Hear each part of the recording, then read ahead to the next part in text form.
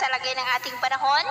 ngayong umaga po ng September 5, 2023 na kung saan sa ngayon po ay may panibagong LPA na nabuo ulit dito sa loob ng ating area of responsibility dyan po sa may southeastern part ng Taiwan o kaya po ay 846 km east ng Basco, Batanes. Hindi naman po ito banta sa ating bansa at posibleng bukas ng umaga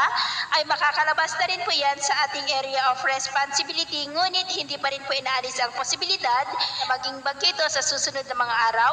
pero kikilos na po yan palayo at pataas. Ang susunod na bagyo dito sa loob ng ating area of responsibility ay tatawagin po sa local name na Bagyong Ineng. Samantala ang habagat ay patuloy pa rin ang pag-ihip dito sa ating bansa, particular na dito sa western section ng Luzon. Posibleng unti-unti na po na mawawala sa susunod na mga araw bago matapos ang buwan na ito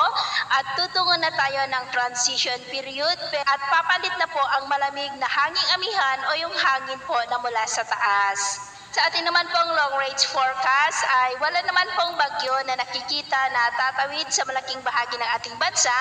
hanggang po sa susunod na 2 linggo. At sa lagay ng ating panahon, ngayong madaling araw ay generally fair weather po sa malaking bahagi ng ating bansa. Pero dahil sa habagat ay may mga pulo-pulo na mga pag-uulan sa ilang bahagi po ng Metro Manila, Central Luzon, lalo na po sa western section, Ilocos Region, ilang bahagi ng Cordillera, ilang bahagi ng Cagayan at Isabela. At mamaya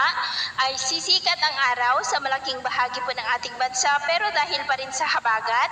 ay maulap ang kalangitan na may mga pulupulong pag-ulan dyan sa may Ilocos Region, ilang bahagi ng Cagayan, ilang bahagi ng Cordillera, lalo na po sa Benguet, ilang bahagi ng Central Luzon, lalo na po sa may Pangasinan, Zambales, Bataan, maging po dyan sa may Mamburao, Occidental, Mindoro. At mamayang hapon, posible ang malawakan na mga pag-uulan sa malaking bahagi ng Luzon, ilang bahagi lamang ng Kabisayaan at ilang bahagi lamang ng Mindanao. Kaya kung lalabas tayo sa ating mga tahanan, ay ugaliin lamang po natin ang magdala ng kahit anong pananggalang buhos